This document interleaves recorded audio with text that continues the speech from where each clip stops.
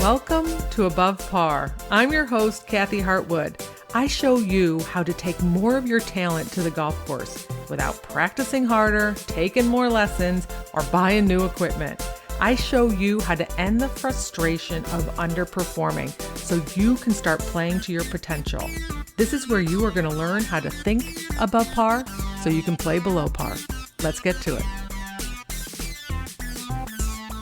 Hello, my friend, and welcome back to Above Par. Happy spring. I know I've been talking to so many of my friends and clients who are getting geared up for those first seasons of golf season, especially in the Northeast. I know parts of the country have been playing for a while, but golf season, as far as tournaments go, are really kicking into high gear, especially about the national tournaments for sure. And there's a lot of people in the Northeast who are starting to play in some of their club events, or there might be tournaments coming up for juniors, summer tournaments.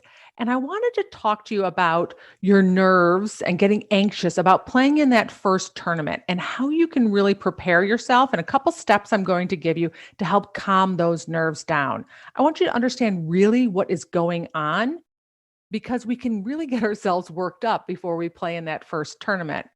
And this is what happens. This is what our brain does. We decide we're going to play in a tournament. We signed up, we send in the application, whatever we need to do, right? And we're all excited about playing in the tournament. And then the time comes and we start telling ourselves this story about really you're not ready. You haven't been practicing. Your swing isn't in the right shape. You've been putting poorly. Everybody else is playing better than you. You didn't get to go down south and practice over the winter. You know, the other team is so good. If you're playing a team match, you haven't played a practice round. We start telling ourselves these stories where what we're doing is we're trying to talk ourselves out of it. This is what our brains do. I want you to be onto it. It is no different than if you signed up to do anything and you think it's a great idea in the beginning, and the next thing you know, like, oh yeah, I don't know. I mean, even as simple as working out, right? I'm going to start my exercise program tomorrow and I'm going to be super stoked. I'm going to write down my whole plan. And then the day you wake up and you're like, your brain is like going, just stay in bed. Right? This was a horrible idea. Maybe next week. We'll start next week. This is what our brains do. That's why you have to be onto it, or we will never evolve and grow and get better and put ourselves out there, because our brain is always trying to tell us to go back to bed, eat the popcorn and watch Netflix, right? Just stay underneath the covers. Don't put yourself out there. Don't do it. There's so much risk. It's going to hurt. It's going to emotionally hurt. Right? In the caveman days, it was getting eaten by a tiger. We don't have that stress right now. Now it's emotional pain. It's going to be uncomfortable. You might embarrass yourself. You might fail. Go back to bed, right? So be on to your brain. This is what's happening when you find yourself before a tournament getting nervous and worked up and anxious. It's totally normal. Nothing has gone wrong, but I am going to give you 5 steps that you can use to help calm down your nerves and quiet your brain and really get to the root of what is going on. Really, if we don't know how to manage our minds, our thoughts on what's going on up there, then we become at the effect of them, right? So your brain will go cray cray. I liken it cray cray. Oh, that might be like 10 years old, that saying, but I liken it to like shaking a hamster cage, because I tell the story that I had hamsters when I was growing up. Totally not recommended. There's like a lot of gory things happen in a hamster cage, but sometimes they're all sleeping. And then sometimes they get rattled, right? And they're all kind of going crazy in the cage. This is what we do to our thoughts. It's like shaking a hamster cage, right? You get them all going a little crazy, and there's a lot of thoughts going on at one time, and we need to quiet the cage down. We shake it because we have a tournament coming up, right? And we kind of rattle it and get all the commotion going on in our brain. So these are the things that you want to do. You want to be onto yourself that you're telling yourself a story. And the more you tell the story and you keep it inside of your noggin, the bigger the story gets. You might notice this with other things in your life, right? When we get maybe upset about somebody at work or in the family, and we start telling and regurgitating the story over and over in our head, it has a tendency to grow and get bigger and bigger. I want you to tell the story that you're telling yourself, write it down, about your tournament coming up or your event. It might look something like this: I haven't practiced enough. I'm not ready. Everybody else has played more than I have. I haven't played a practice round. I don't know the golf course. That other team or those opponents are really good. I'm not that good. I don't play well in cold weather. Right? Maybe this was a bad idea. Right. Then who knows? You might start feeling like your hamstrings are really tight, right? It's amazing what our brain will do to try and talk us out of it. I want you to write down that story, right? Write it all down on a piece of paper. You can't read the label from inside a bottle. So you want to get it out and you'll see it. And sometimes you'll look at it and go, really? Right. So just kind of like with my grandmother, where she created a lot of the story, or teenage girls, right? I had three teenagers at the same time, right? The stories they start creating in their heads, right, about the drama that's going on. And this isn't just a female or male thing. I have plenty of male clients who have plenty of drama too, right? We create this in our heads unless we get it out and take a look at it, right? The story gets bigger and bigger.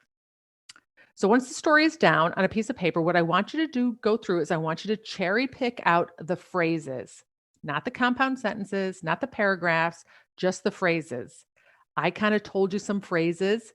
And when you dump your brain out onto a piece of paper, sometimes it might go like I mentioned, I haven't practiced enough. The other team is better than I am. I don't play well in the rain. I wonder what I'm going to have for lunch. What am I going to wear? Like, this is what our brain does. It kind of goes all over the place. Squirrel, right? There's just like all these different thoughts going on.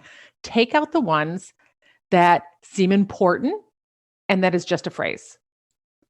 Then you're going to cherry pick out the ones that serve you and don't serve you. Some are going to be pretty good. You're like, I like that thought, that I'm excited to play, that I've been hitting it pretty good. I feel like I'm in good shape, right? Whatever they are, those thoughts might be in there as well. Keep them, right? Those work because those feel good. And you want to have thoughts that feel good, because good thoughts, remember, our thoughts create our emotions. You want to have some positive motion going into playing. If you're nervous, right, you're not going to show up with your best game. If you feel pressure, right, you're totally not going to make your best swings on the golf course. So you want to keep the ones that feel positive and feel good, have a positive energy to them. The other ones that don't feel so great, that feel full of pressure, right? So if you might in there say, I feel a lot of pressure. I'm nervous. I have stress. That's an emotion. So what's the thought that creates that? If it's in there, try and identify it. You know if a thought is good or bad or works for you or doesn't work for you by how it feels. So say it out loud separately in your head, right? I haven't practiced enough. Does that feel good? Not so much, right? So I'm going to get rid of that one. I'd rather just let that one go. That's the easiest thing to do. That's step 3. Let go of the ones that you can let go. Now, this is the problem. Sometimes they're not so easy to let go, right? Our brain likes to hang on to them. So a thought that might be easy to let go is like, I just don't know what I'm going to wear. And this is really stressful. I don't have any clothes. And you're like going, okay, that's a silly thought. I can totally find clothes. I can let that one go. It's not really very deeply ingrained in your brain. The one I haven't practiced enough, you might be clinging to or hanging on to a little bit more. It's harder to let go. So then I want you to ask questions, quality questions. That's step 4. So step 4 is I want you to ask yourself if those thoughts that are written down, are they true? So you want to decipher out between what is a fact and what is the drama. So imagine you're teenage girls or you're a teenage girl listening to this and you're coming home and you're telling this story with all these flowery adjectives and so much drama. And when we cut to the chase, right, what is the fact, right? The fact might be like she said words and he said words. And that could be the whole fact of the story. The rest of it is drama. Decide what is true and what is drama, right? The truth is you're going to play in a tournament. The truth is the weather is XYZ, right? The drama is I'm not going to play well because I haven't practiced 5 days in a row. That's drama. That's a story. That's a thought. That's optional, right? So decide between the two. If you can't tell, because I promise you, your brain thinks all of it's true, right? Just like picturing the teenage kids talking, they think it's all true and super important and life changing and life altering, right? When a lot of it is just drama. Right? Even though this isn't, even though I'm exaggerating a little bit here, but this is similar to what we do in our heads when we get upset and nervous and anxious about golf. So ask yourself, is it true? Would 7 billion people on the planet agree that you won't play well because you haven't practiced 5 days in a row? I'm going to say no. I'm going to say that is not true. We cannot prove that in a court of law. So Decide out what is fact and what is the drama. If you still believe it, then I want you to ask yourself, so what? So what being, what are you making it mean? So for instance, you haven't practiced in 3 days. So what? Answer that question. What's the answer to that? The answer is probably like, well, I don't feel ready. So what? Ask it again. Well, I might play bad. So what? Right. Well, I don't want to embarrass myself. Listen, the truth be told, we're all getting down to emotion. It is going to get down to an emotion that you want to avoid. In the beginning, you signed up because it was an emotion you wanted to have, right? Excited. You wanted the experience. It's going to be fun. Now, when we get closer to it, we're talking ourselves out of it because it's an emotion we don't want to experience. We don't want to be disappointed. We don't want to be embarrassed. We don't want to beat ourselves up. We don't want to feel like we failed. We don't want to feel like we're not ready. So just keep asking yourself the questions. You're really getting down to an emotion you're trying to avoid feeling, the truth be told.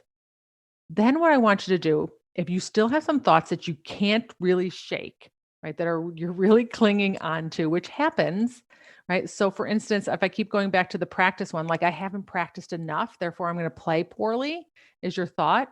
Maybe not that properly in English, but you might sit there and say, I haven't played very much and I feel like I'm going to play bad. What I want you to do is add a softener to it. So what you're going to do is you're going to take that phrase. This is your step 5. Sorry. You're going to take that phrase and you're going to add a softener, such as something that your brain can believe, but is also true. So for instance, that might be, sometimes I play well when I don't practice all the time. Sometimes I play well in the rain. It's possible we can beat that other team, right? You can add sometimes, it's possible, something that your brain also believes is true, right? It might believe the other one right now and you can't shake it, where you feel like you need to practice more to play well, but it's also possible and also believable that I can play well when I don't practice every single day. It's possible I'm as ready as the next person. It's possible I can play well without a practice round. I've done it before. Sometimes I hit good golf shots when I don't practice well. Add a softener to it because your brain can believe it. And when your brain can believe it, you're going to be able to show up and make better swings. When you're questioning all of it, when you have a lot of mental drama going on, you're going to be uptight. You're not going to make your best swings. You're going to be short and fast. Your tempo is going to be off. You're not going to be focused. Right? You're going to be stuck in the back of your brain with those hamsters, and it's not nice back there. You want to get out of the cage, right? So add a softener to it. Show up with some thoughts that are going to serve you. Calm your nerves down, right? Calm all the excitement, quiet that cage down, and then go out and show up with the talent that you have at this given moment in time. Anybody can beat anybody on any given day. It's a thought my dad gave me when I was very young, and it's so true. And I'm sure you've experienced this before. So those are your 5 steps. When you feel like your nerves are getting a little out of hand about an upcoming event, it could be the first of the season that you have coming on right now, or it could be something that's later in the year that's important to you. Step 1, write your story down. Write your little teenage story down that you got going in your brain. Separate out all the thoughts from the facts and cherry pick out the ones that serve you and don't serve you. See if you can let go. Step 3 is let go of the ones that don't serve you. If they're a little sticky and they want to hang on, then ask yourself some questions. Is it really true? And so what? What am I making it mean? And then add a softener to it. It's possible that I can still play well under these conditions. Right? It's possible I play well in the rain, in the cold, in that spring Northeast golf. Not my favorite, I must say. So anyway, I hope that helped. I hope you have an amazing first couple events of the year, amazing tournaments. Try and use these 5 steps to calm those nerves down. You got this. I'll talk to you next week. So if you're interested in taking this work a little bit deeper, you are always welcome to work with me one-on-one or join my masterclass at masteryourgolfbrain.com, and you can get started today. See you there.